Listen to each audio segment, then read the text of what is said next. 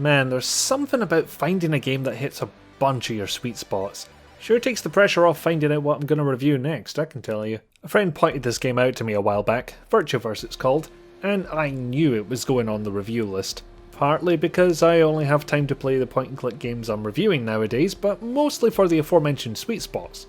Pixel art, cyberpunk, chiptunes, yes to all of this, I am in. It's not a guarantee I'm actually going to like the game, but it's a hell of a good start.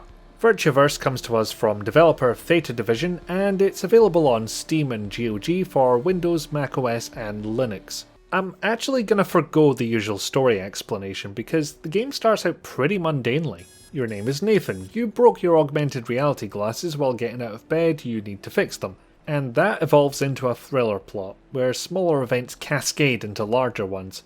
What's worth talking about is the world, because the developers have treated Cyberpunk as much more than a coat of paint. In this world, augmented reality, or AR, took off in a big way, to the point where most of the population have a chip in their head that lets them experience something called permanent reality. Something we only know secondhand because our main character opted out in favour of something he could turn off. And break while rolling out of bed apparently. So yeah, chip in your head, permanent AR, you can see giant floaty faces on your way to work. Brilliant. The downside of this chip is being connected to some giant cloud-based all-encompassing system, and there's no way a cyberpunk protagonist is gonna accept this. Can I say he doesn't have a point, given that magnetic storage has been completely outlawed?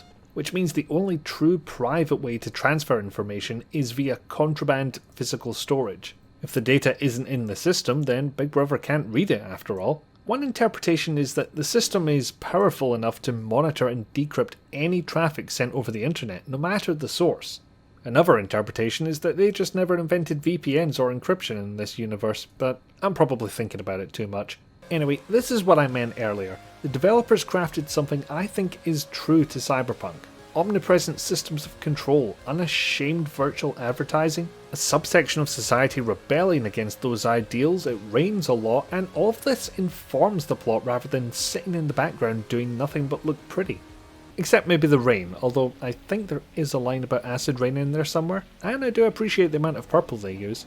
Guessing the writers were either part of or have an appreciation for the demo scene.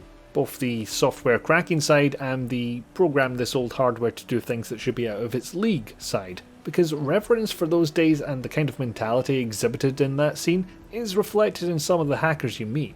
Not much of a spoiler there, it's a cyberpunk game, you're gonna see a hacker at some point. There's an unusually high focus on hardware too, both the aforementioned magnetic storage's contraband issue and also on various other devices and tech. Either from days gone by, stuff we have now, or things that we're a hop, skip and jump away from inventing. This game has augmented reality, hoverboards, QR codes, AR graffiti tools, drones, drugs on a chip, and attractive holograms you can get into a booth with, and you know.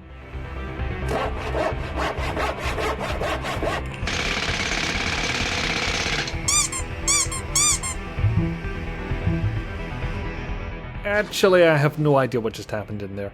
Anyway, another aspect of Nathan's character is that he's older and more past-facing than most of the people he interacts with, fawning over old computers and tech, decrying the popular acceptance of privacy-trampling technologies, lamenting the fact that this future planet Earth has exactly one band that plays music live, explaining the difference between albums and playlists at length, and so on. I'll commend the developers for not resorting to an OK Boomer joke though, partly because it would be extremely on the nose, but especially because it wouldn't make any sense in this future context. If the game mentions the year it takes place in, then I missed it, but I'm pretty sure all the boomers are dead at this point. Nathan's other personality trait is that he, in traditional adventure game fashion, is a sociopath. In terms of the chaos he causes, he's like George Stobart 2.0. Barely even seems to acknowledge it either, neither relishing nor lamenting his destructive tendencies and the anarchy that unfolds in his wake. Then again, adventure games. Apparently it's just a thing that happens when your gameplay involves solving puzzles and hoarding items. At this point it's funny more than anything else. So back on track, the cyberpunk seems sound, what about the other parts that caught my eye? Or ear in this case. If you like the chiptune sounds of Master Boot Record, then you're in for a treat, for 'twas them what composed the soundtrack. Never quite figured out how to describe the kind of chiptune music this is. distorted, crunchy. It's electronic, whatever it is. Worth noting that these tracks can be pretty intense, especially the ones you hear early on, and you probably want to turn the music slider down a smidge before you start. Not that there's much else to hear in the game at any given moment, since there isn't any voice acting. Also doesn't help when you get to this guy who's playing music on his boombox so loud that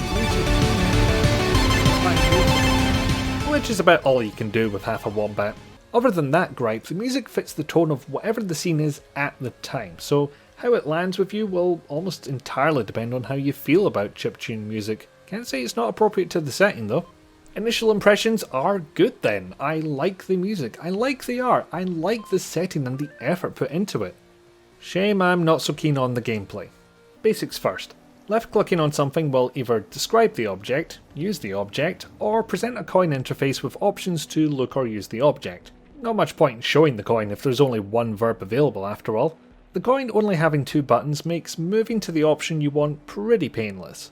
Except that moving the mouse too far away from the coin will dismiss it, and too far away doesn't seem like a particularly great distance, could have used some buffer room there. You've got an inventory you can access with either the I key or the bag icon.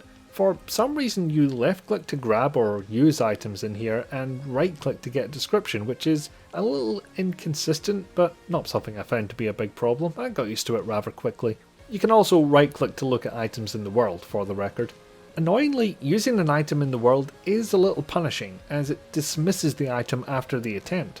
If you want to try an item on multiple hotspots, for example, you'll need to go back into the inventory to select it every time.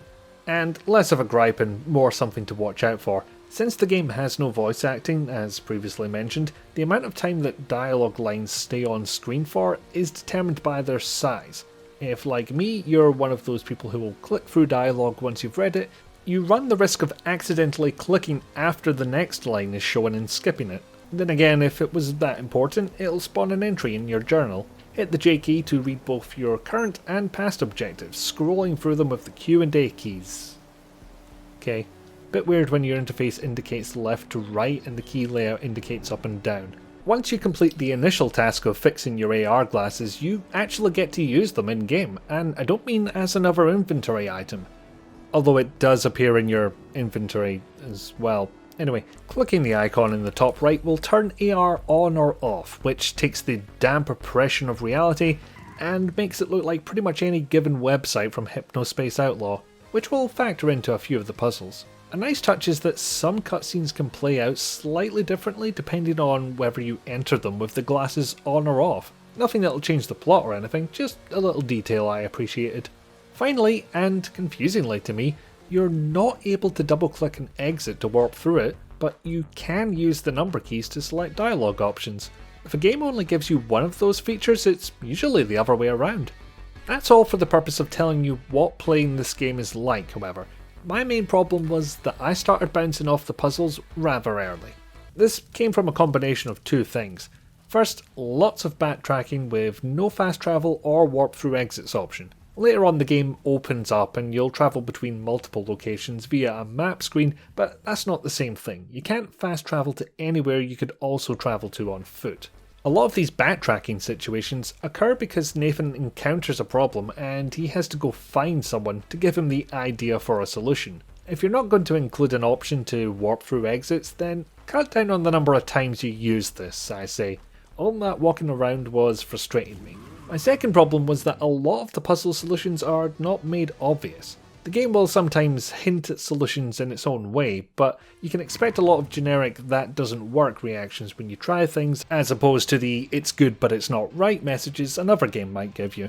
This also feeds back into my first problem, since a few puzzles require you to get the idea of how to solve it from someone else, which can take a lot of backtracking to find them. Then there's a handful of puzzles that I don't think are properly hinted at all. You'd have to straight up guess where or to whom you have to go. To me, it's pretty obvious that the latter half of the game didn't get as much focus on the puzzle design as the first half, whether that be for time or budget constraints. If you do decide to pick the game up, remember this. If you're stuck, backtrack, talk to every character, mess with every screen, and you'll probably find something to help you. Or just use a walkthrough for the tricky parts. There's an argument to be made that part of the fun of this is remembering everything you've seen and connecting all the dots yourself, and if that's your jam, you can disregard everything I've said about the puzzle design. It's not going to affect your enjoyment. Now, with all that said, these gripes of mine may well highlight the type of player this game is made for. The explorer. The player who searches every nook and cranny, who exhausts every dialogue option. If you think you fit that description, you may be able to get through this game without any problems. That player is not me, in case it wasn't obvious, at least not for this game. I ended up resorting to a walkthrough for some of the more obtuse puzzle solutions, and by the end I had to actively resist going back to it. Of course, that's a general problem I have with walkthroughs. Every time you use one, it makes it far easier and way more tempting to go back to it when you're stuck. I can easily judge how much fun I'm having in a game by walking into a new location full of new characters to talk to. If I'm enjoying a game, I see an opportunity. If I'm not having fun, I see a chore. So you may want to ask yourself something before purchasing this game. When I get stuck, am I willing to go back and check with every character to see if there's new dialogue options? If so, brilliant, you probably won't get frustrated with VirtuaVerse, and you've got 6+ hours of adventure ahead of you for the shrewd sum of £12.99. Hopefully it's just me who bounced off of these puzzles, because there's a lot to like here otherwise. Hey, me again, thanks for watching to the end. This is just your regular reminder. If you liked or disliked the videos, there's buttons for that. If you want to see more of these videos as they come out, there's the subscribe button for that. Or if you particularly like what I'm doing and can afford it, I do have a Patreon you can pledge to on a monthly basis, and certain tiers will get access to videos 2 days earlier than the rest of the world. Anyway, enough banter, thanks again, see you soon.